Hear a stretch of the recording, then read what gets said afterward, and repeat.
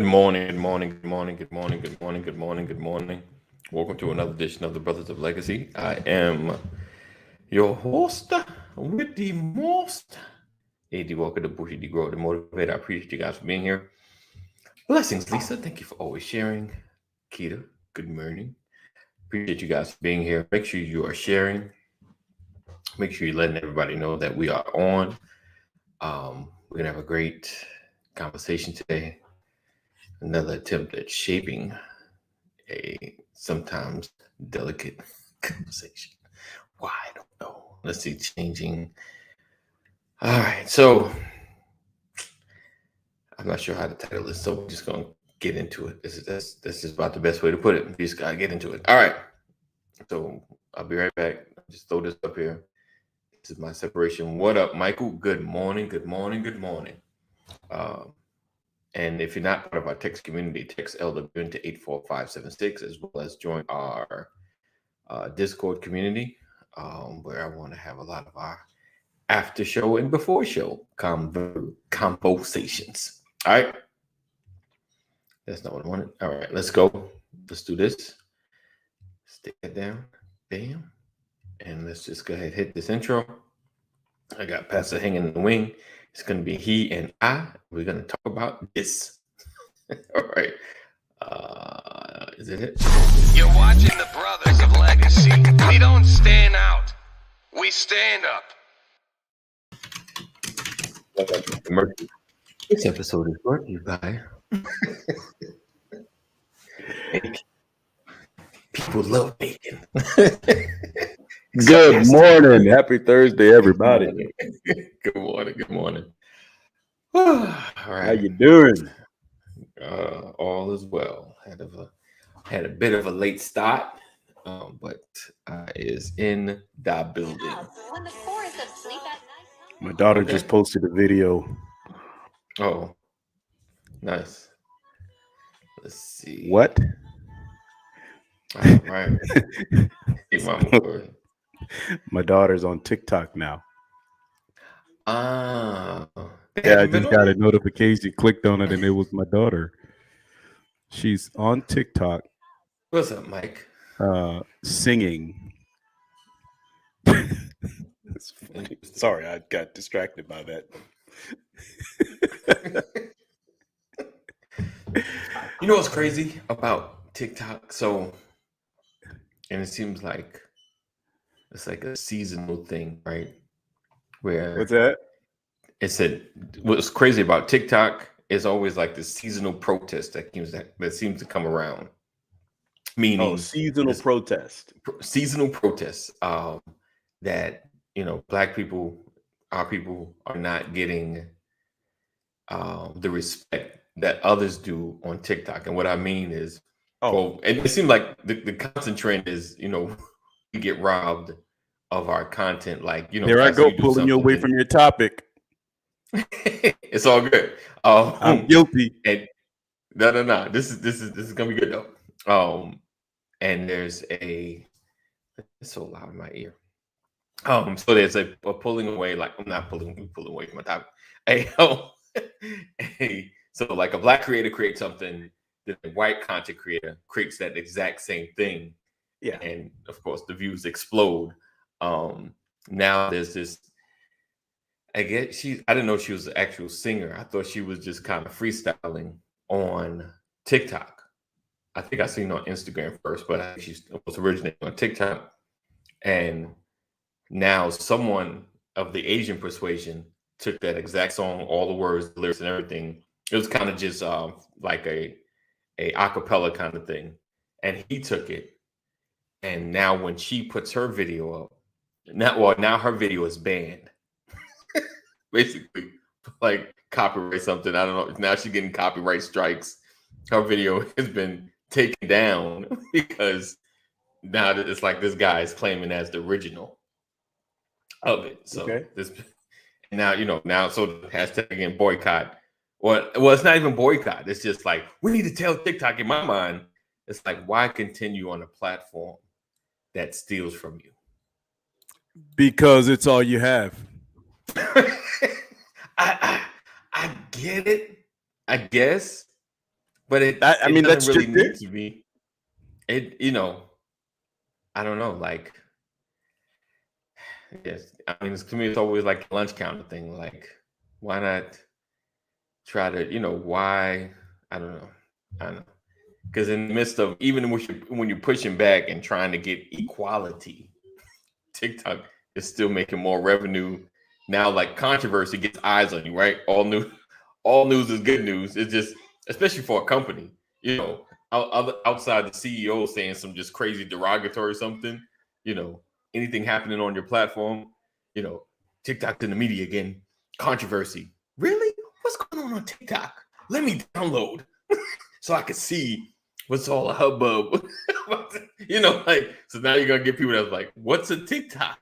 Because even like I always talk about like even with Kevin Samuels, like people didn't really know who he was until he put that video, because that was the first video I've ever seen. But when I saw him on, he'd already kind of like reached 100,000 subscriber mark, and once that video came out, everyone they started asking, and even when you talk about people like Candace Owens, like I don't want anybody to follow her, but she does something crazy. I say it on here, or someone says it, and you got those that like, oh yeah, I know her. But then there's a population of always people that's just like, who's Candace Owens?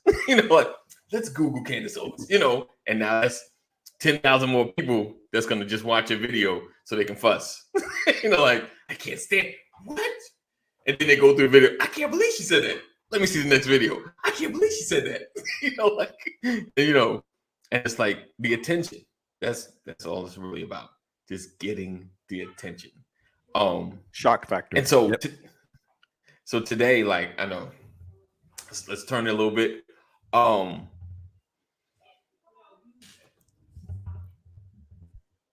Okay, so today we're talking about what we've learned as men and how we on the journey to become better leaders in our household. Because it's not like we were taught wrong. I know, like for you, your mother gave you as much tools as she could from her space. And then I know you've always spoke about getting mentors or people that other men that come around as examples and things of that nature. Kind of like a little gap filler, as far as like certain folks in the neighborhood and things like that.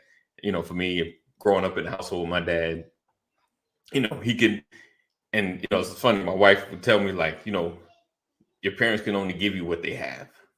This is as much as I know.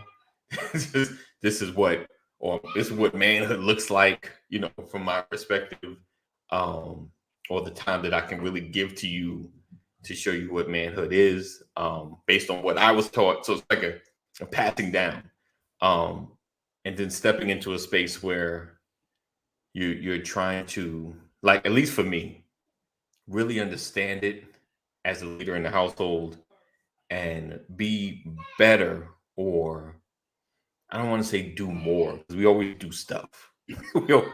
As men, we do stuff, but just trying to navigate it in a space where, like I said, you're providing the proper covering, but you're not smothering. Let's see. CO is a perfect example of what you spoke on yesterday. Can you hear any truth because of the different viewpoint? Right. Sometimes crazy on how, why she's saying it. Right.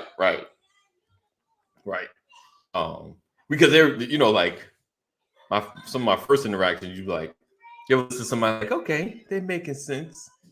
And then it's like they're setting you up for the okie doke. Like they're trying to take, you ever heard people like taking two different thoughts, like one all the way over here, one all the way over here, and they're trying to like weave and thread things together, like, and this is why life is like this, because they take facts.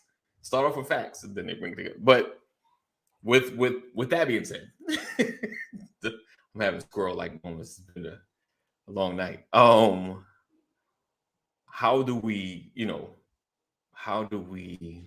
prepare the next generation for leadership, and to lead the home? I hate this word patriarchy, right?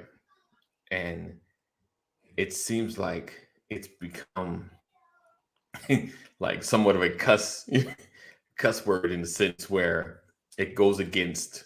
It's like patriarchy is a dictatorship Mm. um, of a household, and it's funny. Like I was watching a news story and how they threw the word patriarchy over women in a different country. It's abuse and things of that nature. And yes, there is abuse, but it's like they tie the word in, meaning any man that has control is just abusive.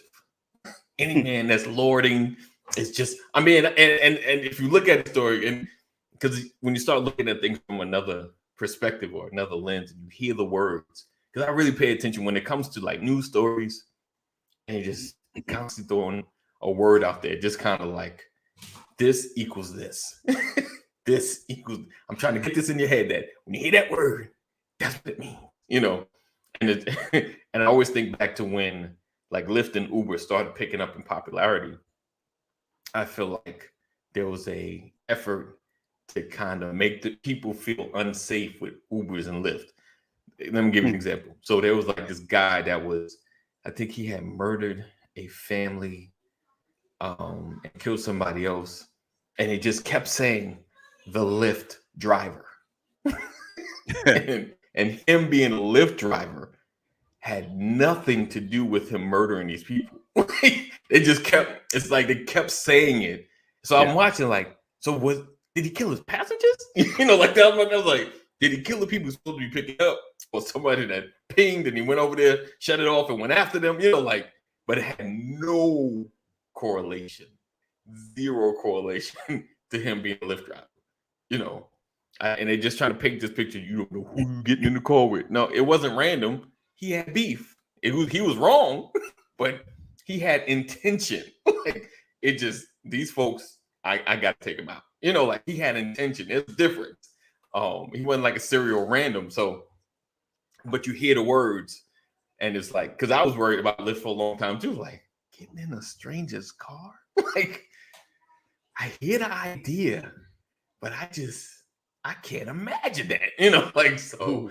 So it's I always think about the words, the narratives that are shaped. The news always puts a certain words that put correlation. You hear that word, I need you to think this. So I did all that to say, just how do we make being a patriarch great again? Like how can it be a more understanding of having men be leaders of their household and not it be such a cuss word?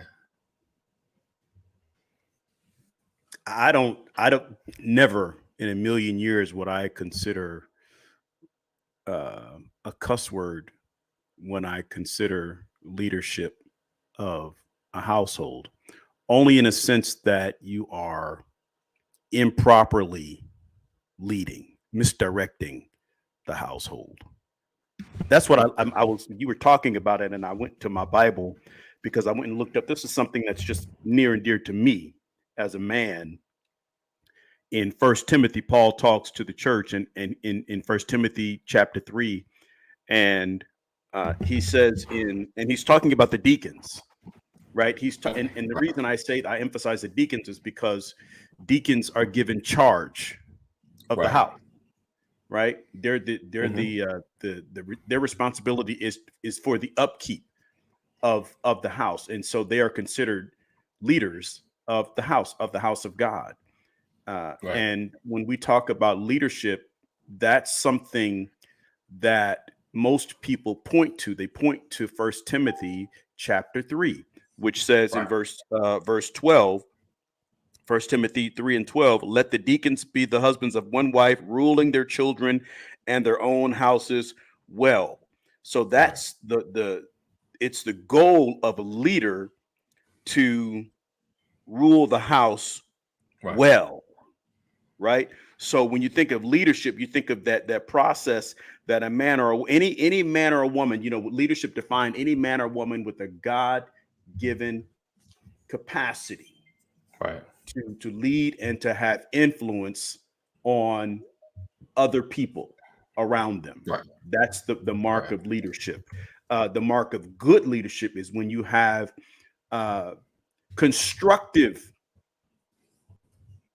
influence over people, and you're building and not tearing down, right? Because you want their future even brighter than your future, because they're coming behind you. Right. And so I believe that the mark of a good leader in the home has to be a God-centered, God-grounded strategy for leading the house. It begins there.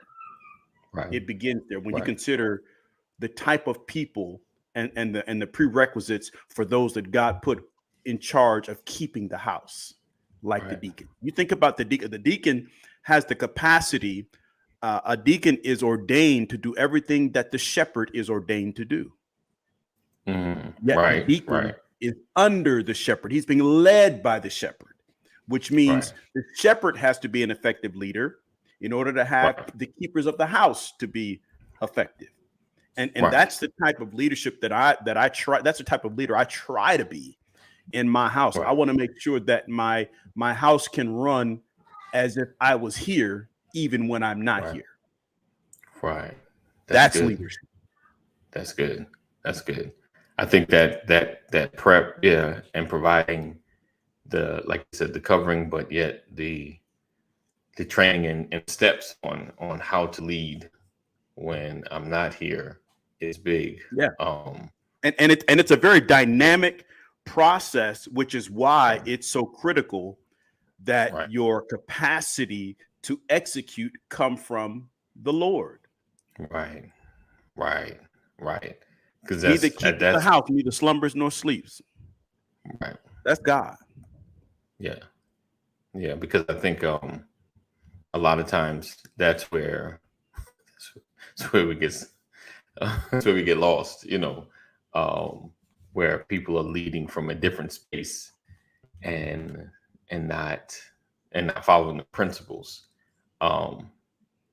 And even in our society now, like getting back into the patriarchy kind of household, when someone comes out of a space where they were, like either raised by a single woman, or in a space where there was a patriarchal abuse, sometimes it's hard to like, nah, I've been there. I've been there. I know what it's like to give the full reins and full control over, and so it's a lot of the healing.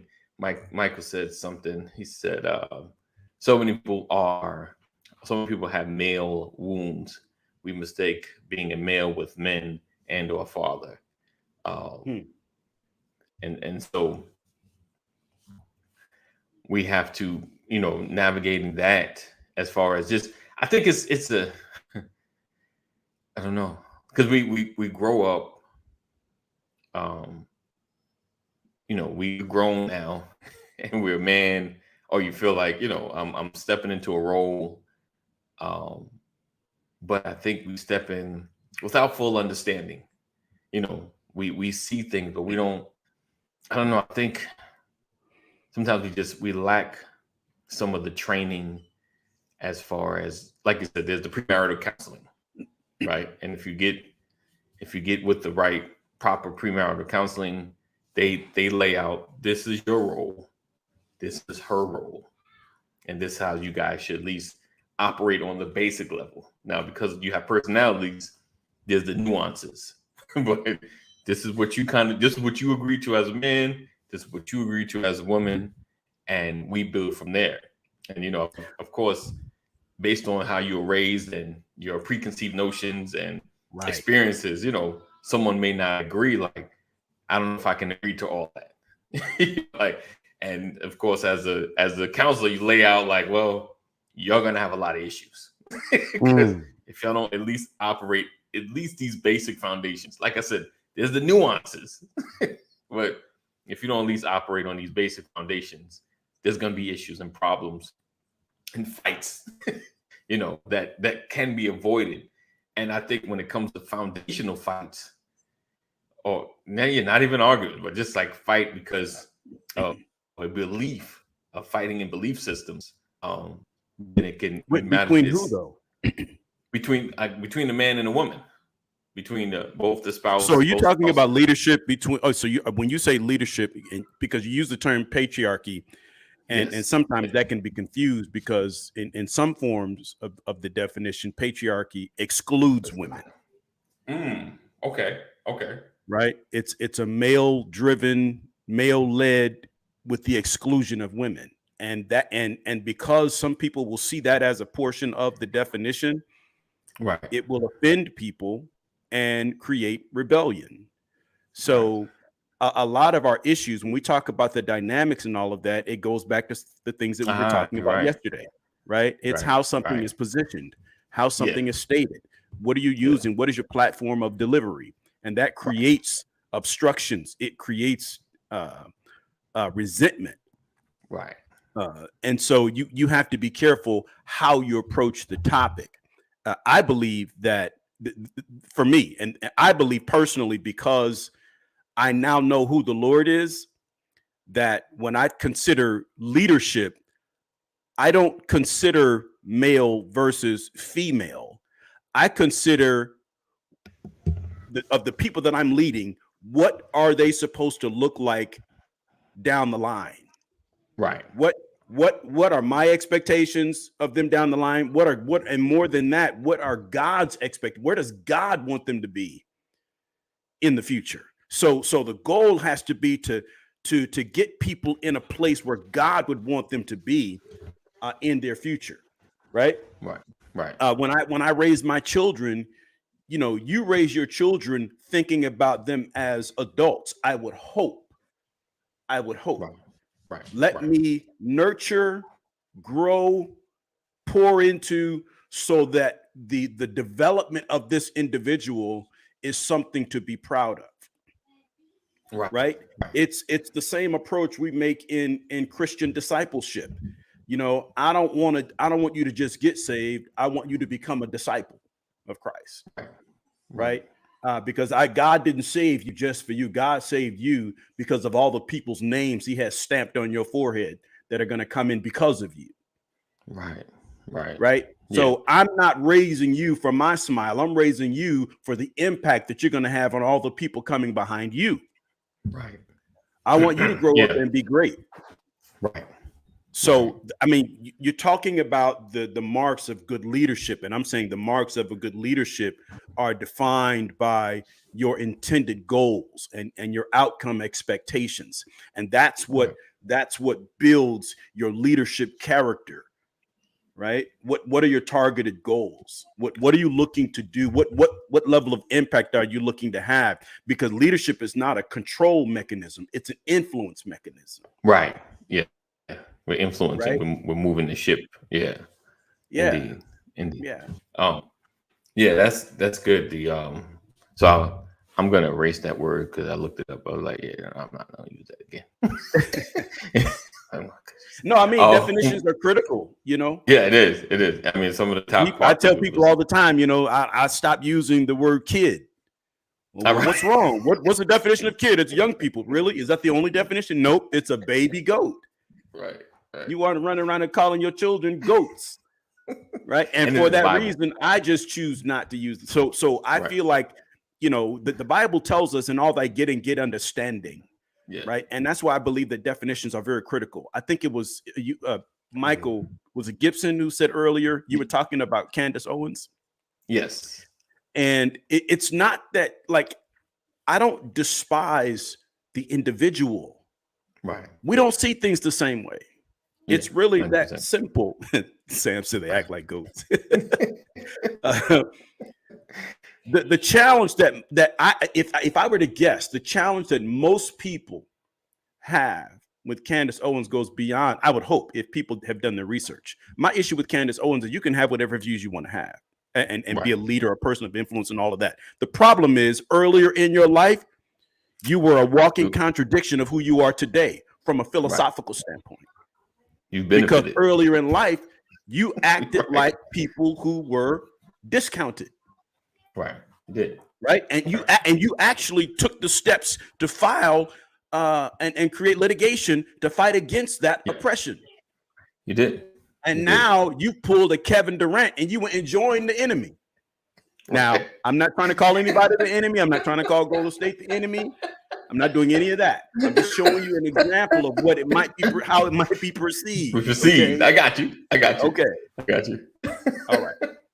But 100%, you're right. And that was when I found that out too. I was like, oh, like we talked about yesterday. How you benefit from the system? Now you and that's what happens with leaders. You know what's the issue with Donald Trump? The problem with Donald Trump is not just his vulgarity and this brash attitude. That's because the reality is there are certain things that worked positively while that man was in office. The problem with Donald Trump is he can't talk, and he's inconsistent. Yeah. He doesn't have one stance. He has whatever works. That's the issue.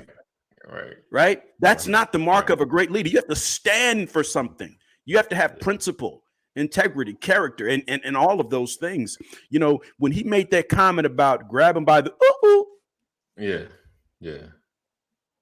that was a private conversation. Right. That's the mark of character. What are you saying when you don't think people are listening? Right.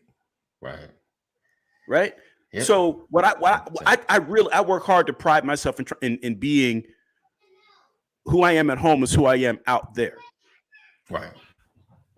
Yes, Mr. Gibson. Yeah. Double-minded person is unstable in all their ways. Absolutely. Right. You have to choose a stance. You have to choose a position and live with that and be okay. And change your mindset if you get new information. That's okay. Right. But this cognitive dissonance, where when new information shows up and you remain stuck in where you are because it works, it serves you better. Right. That complicity because it serves you better. Right. You know, the reason why a lot of folks are still crying Trump, hollering Trump power, because it serves you better. Right. That's not good leadership. That's taking the influence that you have and poisoning people with it. That's not leadership. That's dictatorship. Right.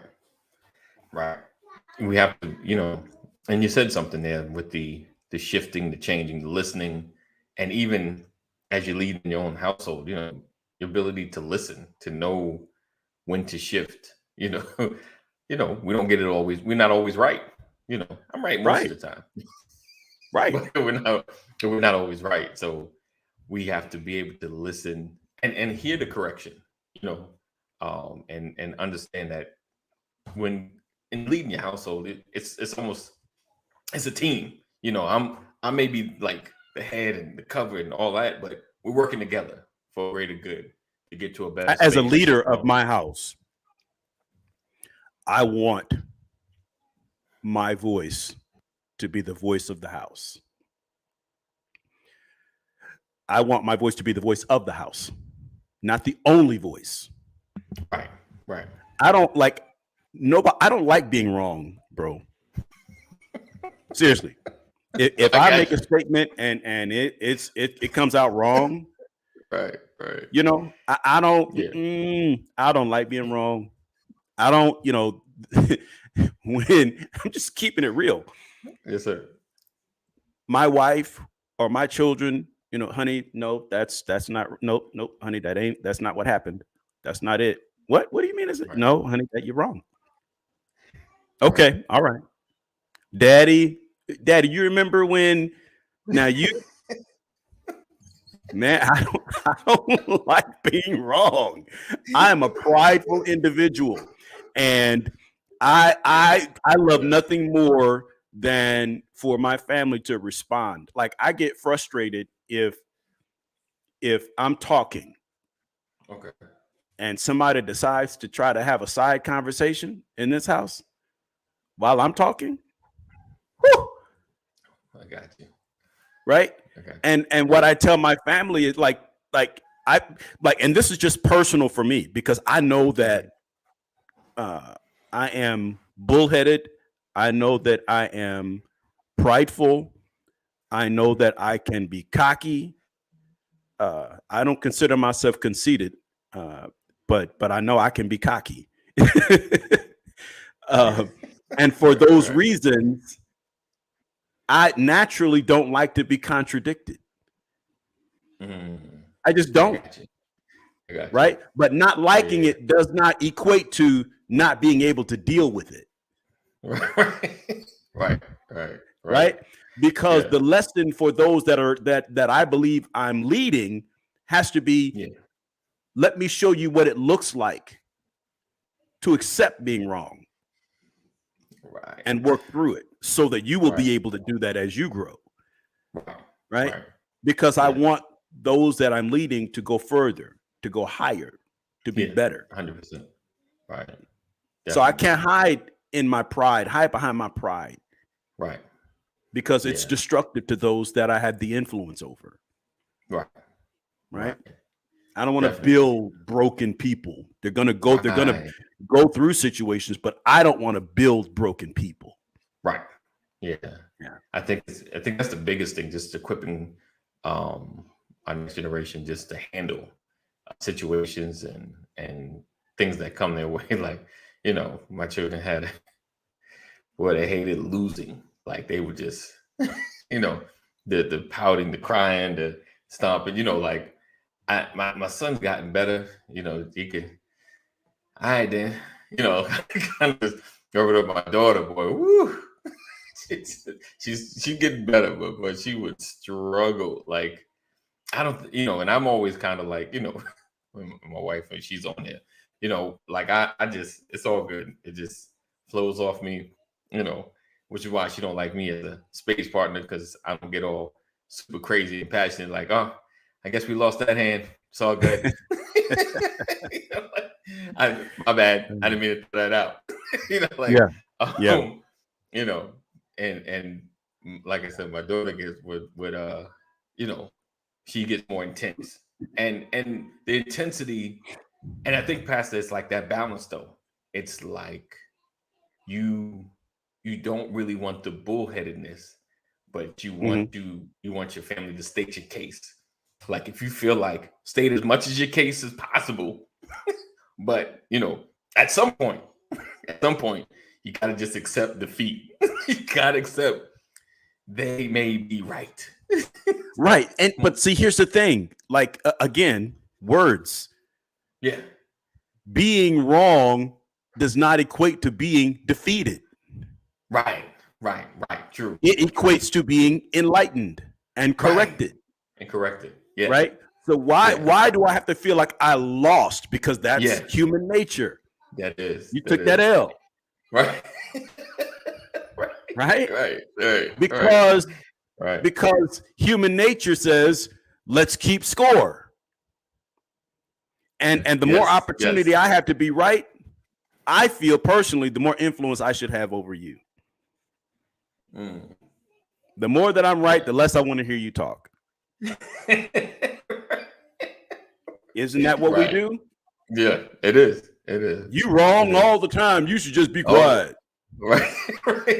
Am I wrong all the time? Or am I curious? Right. Am I challenging? Yeah. Right. I think, I think we get caught up. There are in my world. I mean, I've you work in corporate America, you work in the church, I've been in the military, and there are several types of leadership, right? There are people who are leaders because of their position, right? Because I'm the CEO, I get to tell you what to do. So I have to respect the office that you walk in. Right.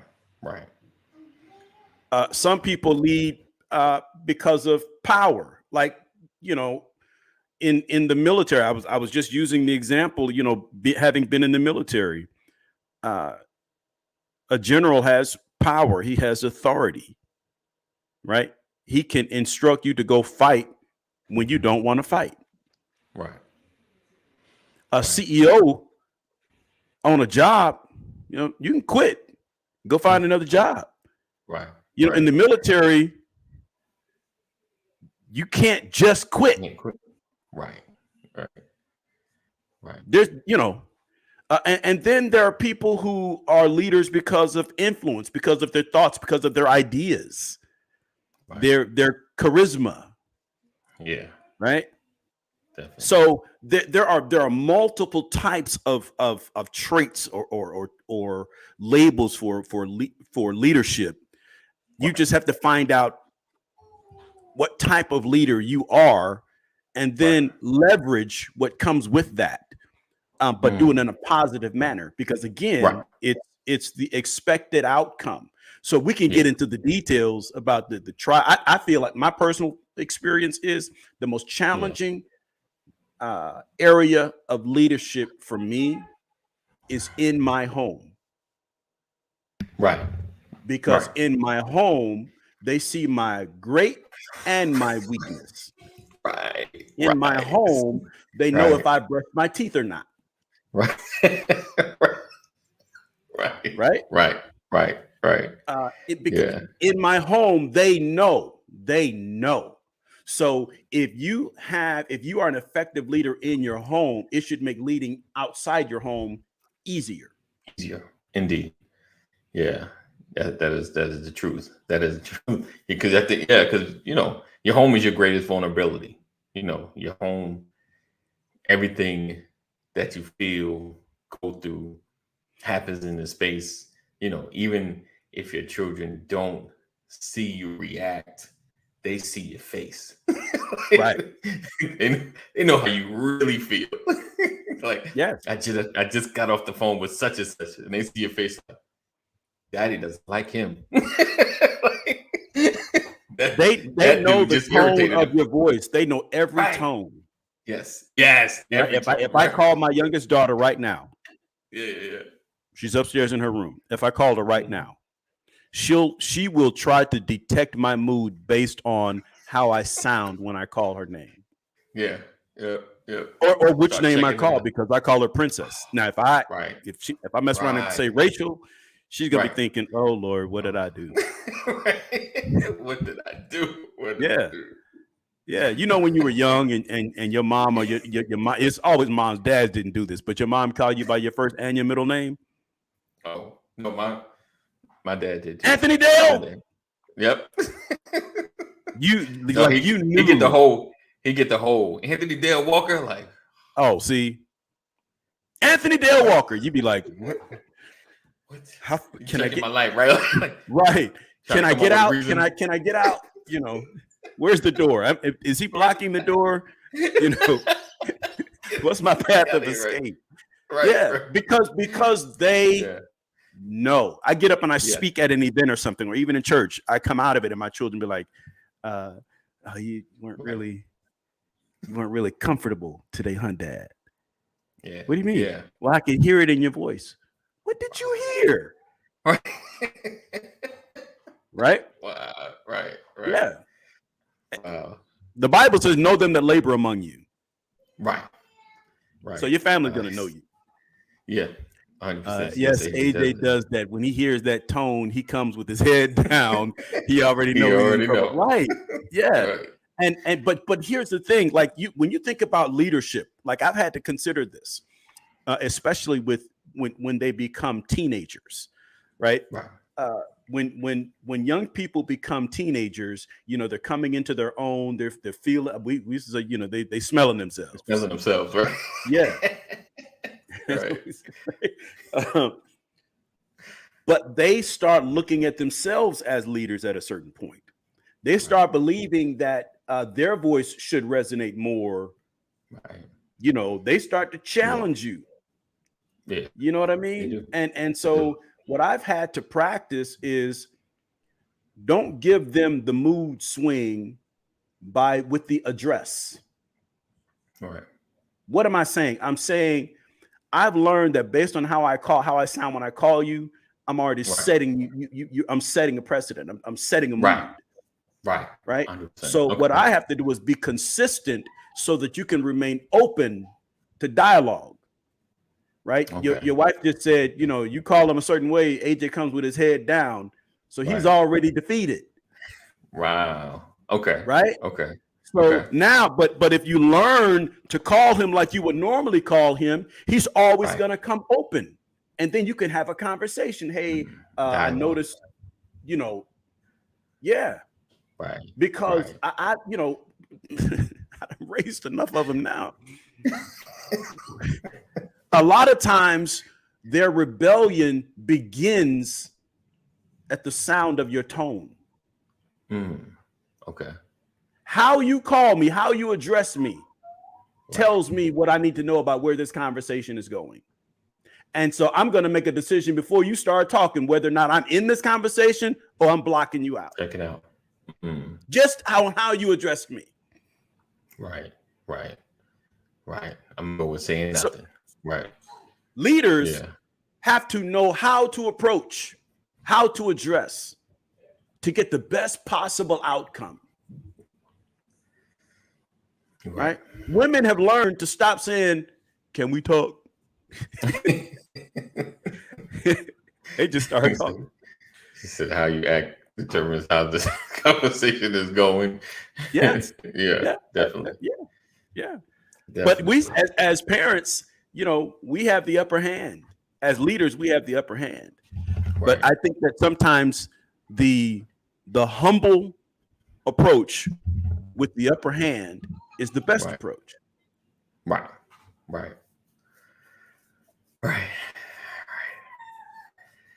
Whew. All right. So hopefully you guys are getting some good stuff out of this.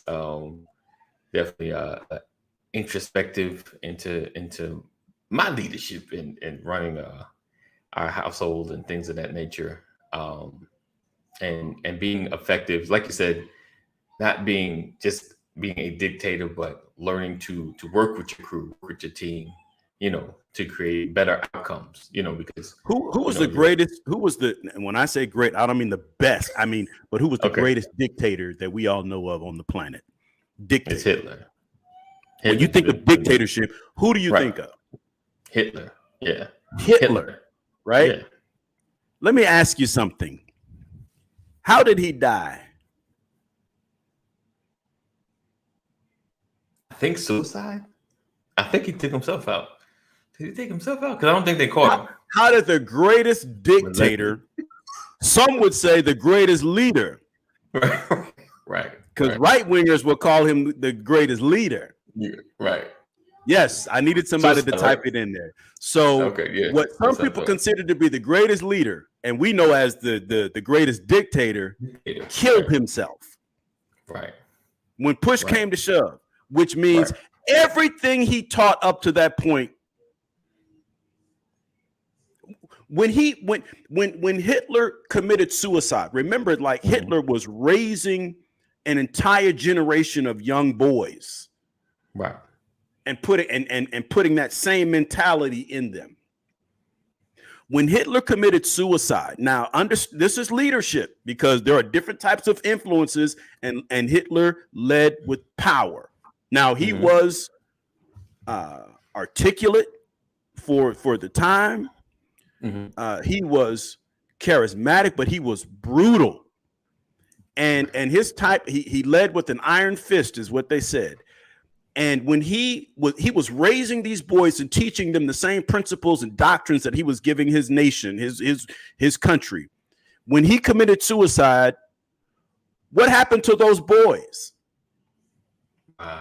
History says that those boys ran out into the courtyard and started shooting themselves in the head. Wow. They felt like going out like that was the mark of a leader, mark of a champion, because that's what Hitler did. Hitler did it because he was scared. Right. Yeah. And so what I'm saying is, it's really, really critical to lead in a way that serves people, not hurts people. Right. And when I say serve people and when I say hurt people, I'm not just talking about you die if you don't listen. I'm saying you break people with your type of leadership. How many boys committed suicide when Hitler committed suicide? Right? The future of how many families ended when Hitler committed suicide. Right? So if your type of leadership is cutting off the future, that's not the mark of a good leader. And I don't think we spend enough time talking about that. You know, when we talk about leadership and all that, you know, what is your leadership doing? You know, when I lead people and I'm not the greatest, but I'm great. Right. I believe I'm great. I believe I'm great because I get to look in the mirror every day and feel okay with myself. I believe I'm great because I have a family who says you're great. You know, I didn't give myself the title. My family gave me the title. And if my family says that, and I see them doing good things, not perfect things, but I see them doing good things, I see them trying to make something out of themselves, I feel like, okay, hey man, I had a positive impact. Right. You know? But if I see them cutting up and acting a fool, I gotta question myself, man, where did I go wrong? Whew. Right? Yeah. Seriously. But here's the thing, there's a balance. Right? Because I don't have I made mistakes as a young person. I know my family are gonna my children are gonna make mistakes as young people, but I'm thinking about the long term. Right. I'm going back to what I opened up with. I'm gonna think about the long term. You know, you may make some mistakes along the way, but I believe that what's in you at some point is going to come out of you. Right. I have to trust what I put in you. Right. That's the reality. And so the mark of good leadership is being able to sleep comfortably, knowing that what you're feeding your family is the right thing. Right. Indeed. That's the biggest one. Just, you know, or anyone under your leadership. Right. You're right. Yeah. That's a big one. Yeah, the boys from throw some comments up. Let us know. I guess that somebody say amen or something. I need y'all. Talk back to me. Listen, we appreciate you guys for being here, rocking with us, and always supporting. Hopefully, this conversation has helped you some, gave some clarity, or gave you something to share to somebody else. And if you know any other brothers, connect them with us. We would love to connect with more brothers just to build our army of brothers of legacy, those that are focused on making the next generation better and making ourselves better in the process as well. All right. So I appreciate you guys for being here, being a part of all that we do, and sharing and caring and all that, and then some. So we look forward to seeing you tomorrow, Freestyle Friday, where I don't know. Oh, yeah, that's what I thought. He said, Mom said it's the movie about Hitler. The boys from yeah. So make sure you are here and a part of all that we do. And I don't do this much, but I'm gonna throw this up here. So if you're feeling led that you want to seed into the Brothers of Legacy, feel free to Cash App us, $BOL 2019. I was trying to work on making something like you can give a little differently, but wasn't coming together. So right now we're gonna do Cash App, PayPal, boy, they just something else. $BOL 2019, $BOL 2019, and whatever you feel lead to do. $1,000, go and throw a cool million in there, then we'd be good for the next 10 years. Oh yeah, you throw a million in there, we're gonna put you on staff. Right. Yes, indeed. Yes, indeed. Oh, so we appreciate you guys for being here, rocking with us every day, Monday through Friday at 9 a.m. Again, make sure you share. Let everybody know about us. And if you're not part of our text community, text LWN to 84576. Text LWN to 84576. And my natives are getting restless. So we're going to go ahead and get out of here.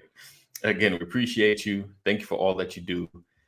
We look forward to seeing you guys tomorrow, Freestyle Friday. We may play a game. I got to try to get my participation back up because we're lagging. So or we're just gonna tell dad jokes the whole time. Tag team on it. All right, so we look forward to seeing you guys tomorrow. So continue to stay safe. Know that we love you.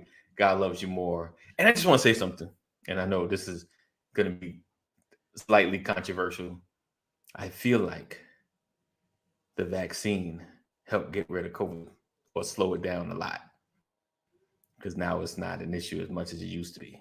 Because and I say that because I was watching some like kind of like a episodic TV show, whatever, and they were not talking about COVID, but it was like intertwined, the storyline, and someone caught COVID. And I was thinking about how bad it was when someone got COVID back when they called it the novelty, virus or whatever, and how now it doesn't seem as bad, but maybe there's just not a lot of news stories. So I'm gonna say that I'll underline mine with a but. Maybe just not a lot of news stories about it. They're not covering it as much, but I don't know. It seems like the vaccine might be helping. All right, before someone gets me, we're gonna get out of here. See you in the AM. Peace out.